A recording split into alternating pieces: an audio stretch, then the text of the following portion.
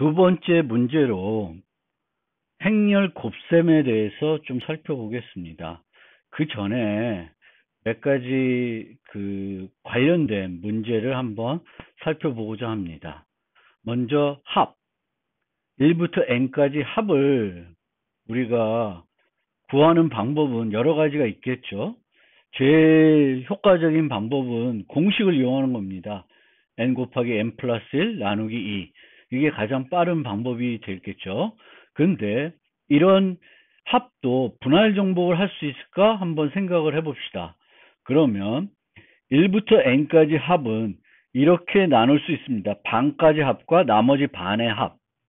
그런데 이 나머지 반의 합은 어떻게 기술할 수 있냐 하면 요것은 2분의 n을 앞으로 다 빼면 2분의 n 곱하기 2분의 n 더하기 1 더하기 2 더하기 쭉 해서 2분의 n이 됩니다.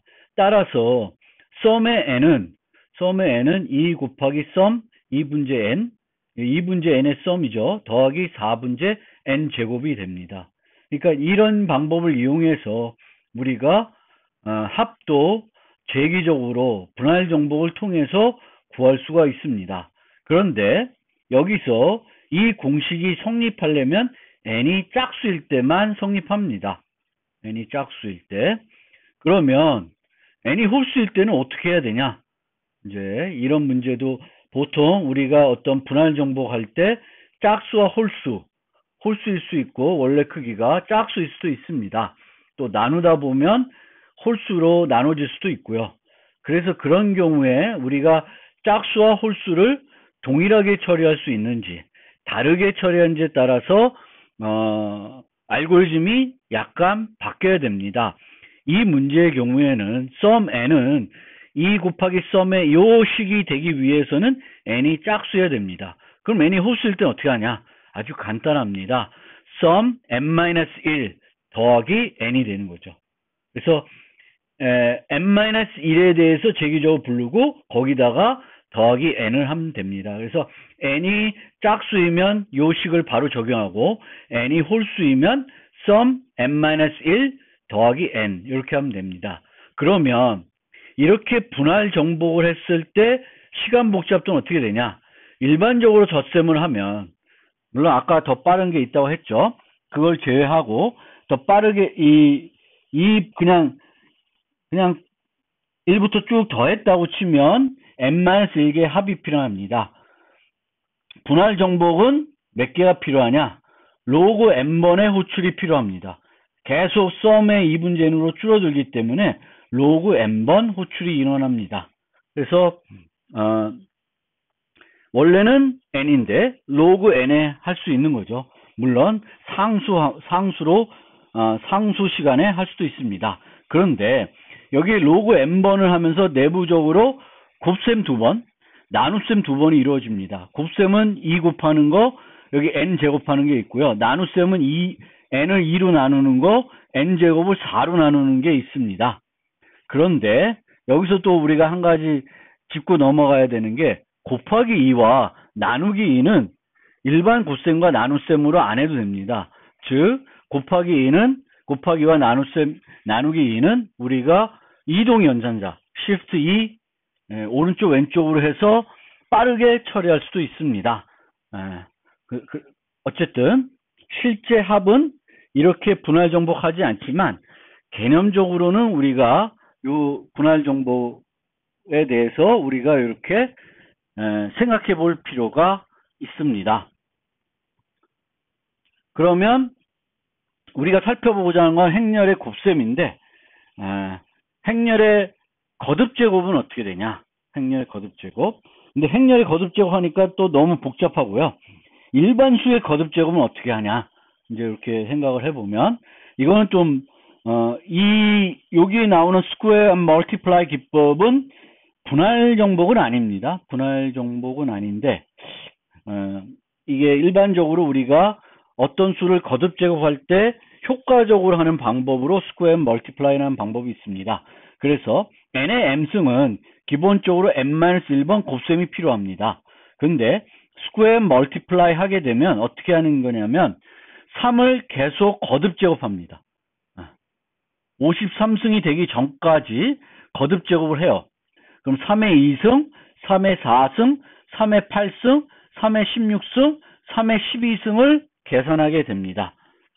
3의 12승, 32승. 그러면 여기까지 몇 번의 곱셈을 했냐면 3의 제곱 1번, 2번, 3번, 4번, 5번을 통해서 각각 3의 2승, 3의 4승, 3의 8승, 3의 16승, 3의 32승을 구할 수 있습니다.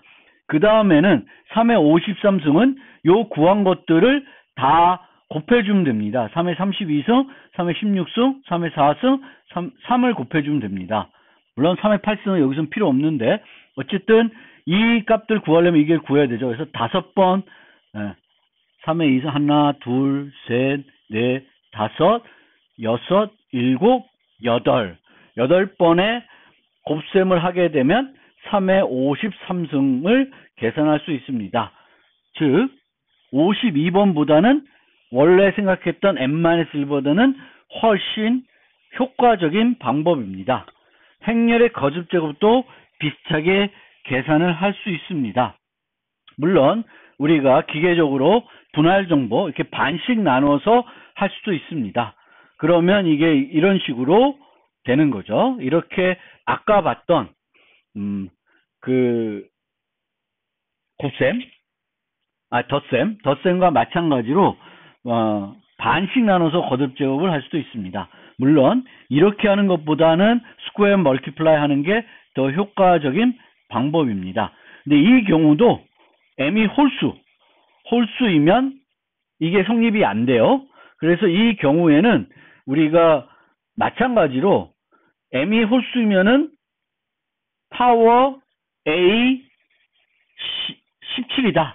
그러면 a 16을 리커시브에 돌리고 곱하기 a 하면 됩니다. 그래서 m이 홀수일 때 어떻게 하냐? 앞에 봤던 합과 똑같이 하면 된다. 기저사례는 쭉 내려가면서 할 수 있는데 끝까지 갈 수 있는데 우리가 분할 정보 할 때 아까 항상 말씀드렸는지 모르겠지만 계속 최저 맨 마지막까지 갈 필요는 없습니다. 가다가 중간쯤에 효과적으로 계산할 수 있는 시점이 되면 굳이 더 분할 정복하지 않고 그 시점이 되면 원래 방법, 브루트 포스 방법으로 구해도 됩니다. 그래서 우리가 꼭 기저까지 가지 않아도 된다. 그러니까 기저까지 하기보다는 맨 밑에까지 가지 않아도 된다. 그런데 이렇게 계산하게 되면 이쪽에서 이쪽 계산이 이제 중복이 되죠. 중복이 됩니다. 그래서 이런 중복들을 막기 위해서는 우리가 뒤에 나중에 배우는 동적 프로그래밍, 그리고 동적 프로그래밍 중에서도 메모리제이션, 한번 계산됐던 거를 기억하는 방법입니다. 그래서 똑같은 사례가 오면 이미 한번 계산했어요. 재교출 과정에서 A 8승을 계산했다. 근데 이쪽에 오는데 또 A 8승을 해요. 그럼 또 A 8승을 하는 게 아니라 A 8승을 구해놨으니까 그걸 그냥 가져다가 쓰면 됩니다. 그래서 이쪽 계산하고 이쪽은 새로 계산한 게 아니라 저장했다가 계산하면 됩니다. 그래서 이런 중복 계산은 나중에 또 설명드릴 메모리제이션이라는 방법을 쓸 수가 있습니다. 그러면 이제 행렬 곱셈에 대해서 살펴보겠습니다. 행렬 곱셈은 이 문제는 우리가 두 정수의 곱셈을 효과적으로 구하는 방법 해가지고 일장에 살펴봤었죠. 그게 카라슈바 알고리즘입니다. 그래서 원래 우리가 초등학교 때 배운 정수 곱셈은 n제곱이 필요합니다. n제곱의 오더가 n제곱인데 카라슈바를 쓰면은 n의 1.5 얼마 정도로 줄일 수 있습니다. 비슷하게 재기적으로 분할 정보 하는데 이 재기적으로 들어갈 때 4번의 연산을 쓰는 것이 아니라 원래 우리가 기계를 생각하면 4번인데 그거를 3번으로 줄이는 겁니다. 마찬가지로 여기도 행렬의 곱셈을 기계적으로 분할 정복하게 되면 8번의 그 곱셈이 필요한데 그 8번을 7번으로 줄여가지고 효율을 높이는 겁니다. 자, 기본적인 문제부터 다시 살펴보면 두 개의 n by n 행렬을 곱하는 겁니다. n by n. 그래서 입력으로는 n 곱하기 n 행렬 두 개가 들어오고 출력으로 n 곱하기 n 행렬인 z가 출력이 되는 겁니다. 그러면 이 행렬 곱셈은 우리가 이렇게 기계적으로, 직관적으로 3중 for loop로 계산할 수 있습니다. 그래서 이 3중 for loop의 시간 복잡도는 n 3승이 됩니다. 요 하나를 구하는데 n제곱이고 요거를 구해야 되니까 n이고 요 전체가 n제곱이니까 n 3승계의 그 계산이 필요합니다. 참고로 이 문제의 입력 크기는 n제곱이에요. n by n 행렬이니까 n by n 행렬이 두 개 도니까 n제곱의 데이터가 들어옵니다. 출력의 크기도 n제곱이에요. 그래서 입력의 크기가 n제곱이기 때문에 n제곱보다는 빠르게 하기는 힘들 것으로 보입니다. 그래서 이 행렬 곱셈도 n 3승보다 더 빠르게 할 수 없을까? 이제 고민을 해야 되겠고, 해본 결과 빠르게 할 수 있다라는 겁니다. 방법은 카라시바하고 큰 차이가 없습니다. 그래서 x와 y 입력을 부분 행렬로 나눕니다. 이렇게 4개의 부분 행렬로 나누어서 각각 부분 행렬 곱해서 전체 행렬의 값을 구하게 됩니다. 그래서 이런 식으로 구하게 되면 A, B, G 등 총 8개의 재계 호출, 그러니까 이 문제 n 크기에 대한 전체는 원래 m 곱하기 n 배열 2개를, 그러니까 행렬을 2개를 곱하는 건데 n 곱하기 n 행렬을 4개의 2분제 n 곱하기 2분제 n 크기의 행렬로 나누어 가지고 각각을 곱하게 됩니다. 곱하게 되는데 여기에 보시는 것처럼 총 8개의 재계 호출이 필요하고 이거에 대한 시간 복잡도를 실제 구해보면 5n 3승입니다. 즉 성능 향상이 안 돼요. 성능 향상이 안 되는데 스트레센이라는 사람이 이거를 전개를 해봤더니 8개가 아니라 7개를 가지고 구할 수 있다, 곱셈은. 그래서 이렇게 되어 있을 때 이 7가지를 구한 다음에 이렇게 구하게 되면 xy 값이 나온다. 곱셈이 나온다. 그러면 7개니까 A, 하나, 둘, 셋, 넷, 다섯, 여섯, 7개 번의 곱셈이고 덧셈은 상당히 많이 들어가죠. 하지만 곱셈이 비용이 비싼 거기 때문에 더 줄일 수 있다. 성능을 향상시킬 수 있다는 것입니다.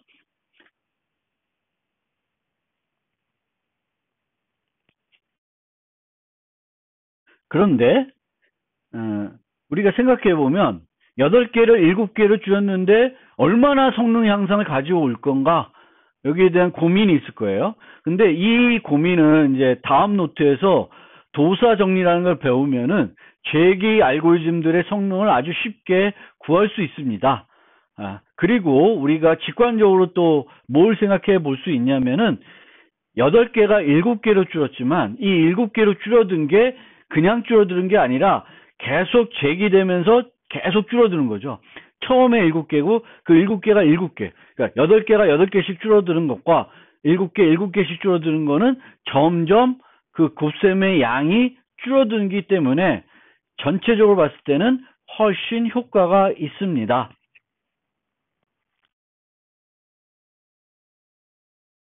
스트레센 알고리즘을 그 코드를 통해서 또 한번 살펴보겠습니다. 근데 여기서 아까 설명하면서 한 가지 빼먹은 것이 지금 이 스트레센 알고리즘에서 행렬의 크기는 2의 거듭 제곱일 경우에만 동작합니다. 4, 2, 1 이런 식으로 뭐 8, 16 이럴 때만 되지 3이나 뭐 홀수이거나 이럴 때는 5/5를 2개 곱한다.